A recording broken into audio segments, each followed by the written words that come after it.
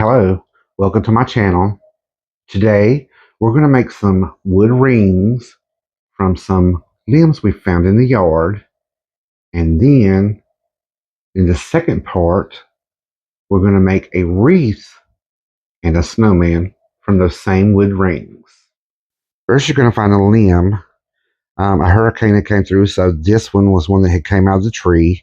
So even though it's probably got a rotten place, it's not going to have the whole thing rotten.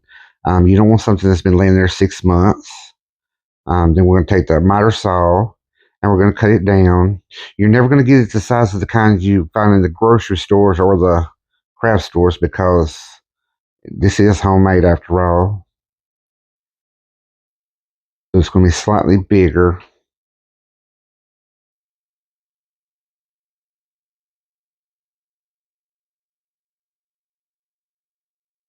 I'll show you in a minute how to cut it by hand with a Japanese saw if you want to do it that way. I had no hankering to be doing that much labor.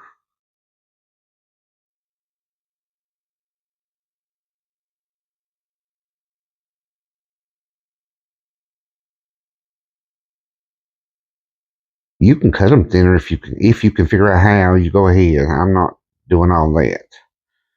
The miter saw had quite a big gap there where the blade comes down, and there was nothing to hold it against.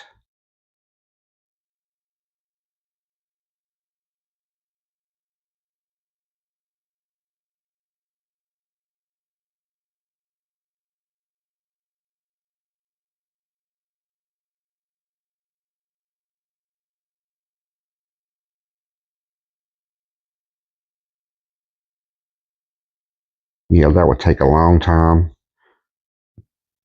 And there we have some.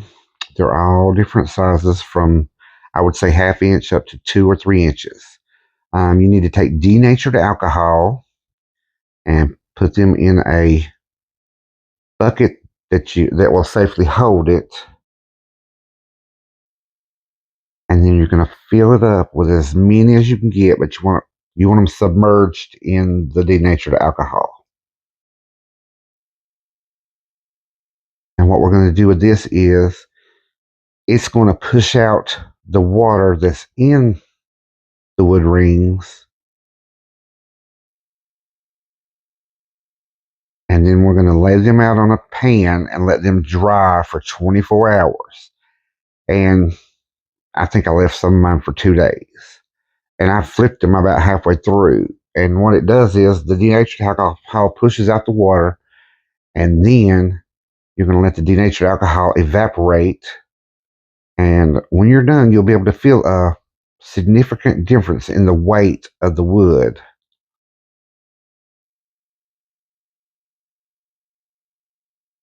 And if you need to lay something on top of them to keep them down in the alcohol, I would use something that wouldn't react with the alcohol.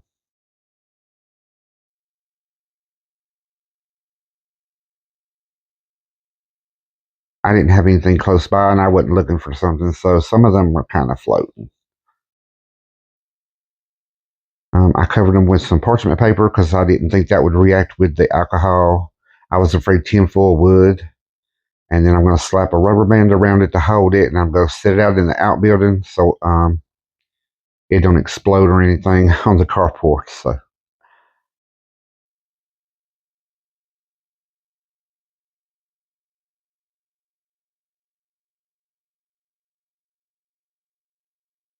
and I let it sit for 24 hours.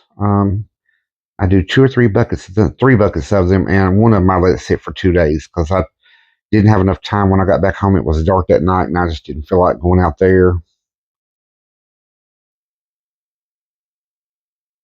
in the dark.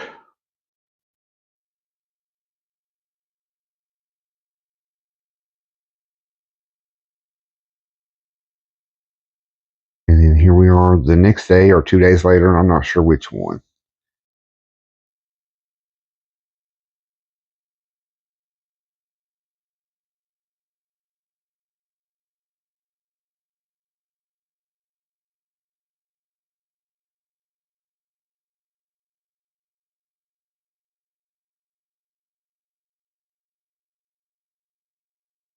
And make sure you wear gloves because this denatured alcohol will dry out your skin.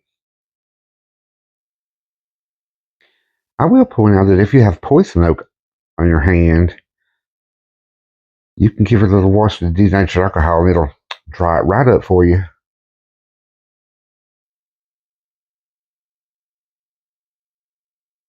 I don't know where this pan came from, but it is so handy.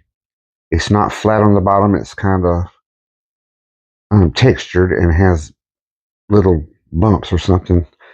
I was thinking it might have been a pan out from under somebody's refrigerator. It didn't come out from under mine. I don't know where it came from, but hey, it works. And it was free, so Merry Christmas.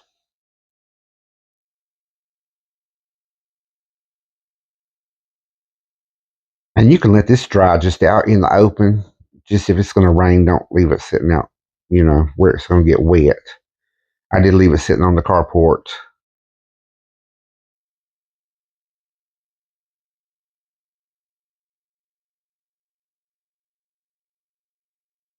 And it was a pretty windy day that day, even though you can't tell by the bushes behind it. The wind was blowing through pretty good, so the smell of the alcohol didn't linger, so that was good. Because it does kind of stink.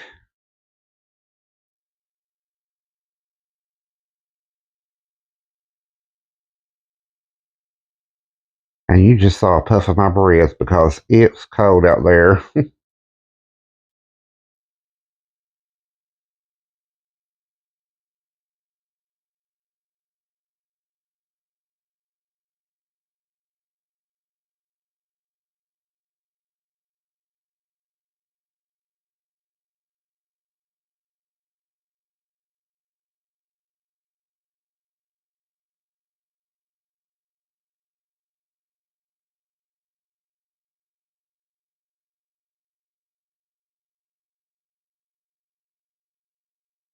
And when you're finished with the alcohol, just put it back in the can and just keep reusing it. Now here I'm cleaning off, and what I'm doing is brushing to see if some of the bark is loose. And if it's loose, I'm going to take a chisel and I'm just going to pop it off. I did. I separated the box and I put non-barked on one side and with bark on the other side. And that way I had two kinds.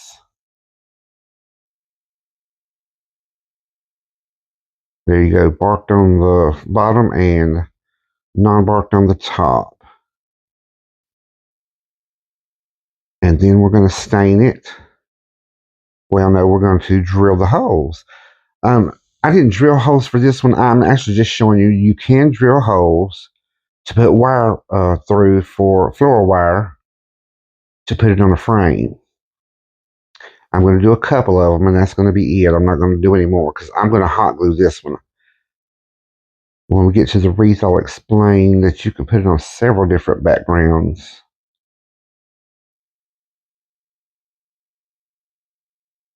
And I'm also going to go ahead and drill my holes for my snowman because I want to make a snowman. And then we're going to stain them. I just had a dark walnut in the basement. That's what I grabbed. It was a little darker than I would have liked. But when I got done, I actually ended up liking it better than I thought I would. I stain it. And then for some reason, I didn't even think to film painting the outsides because I actually take it, go back with some white, and kind of dry brush the outside with white. And it kind of makes it look like a birch.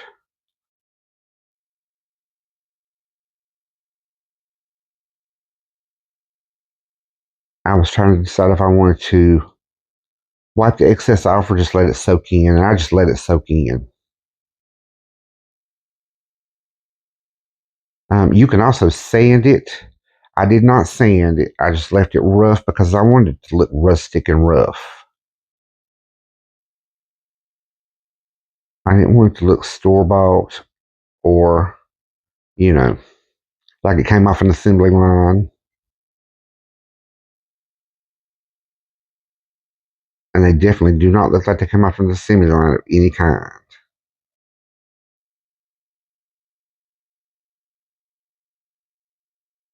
And if you notice little cracks and crevices, are lighter, and it really, when it dries, see how well they look.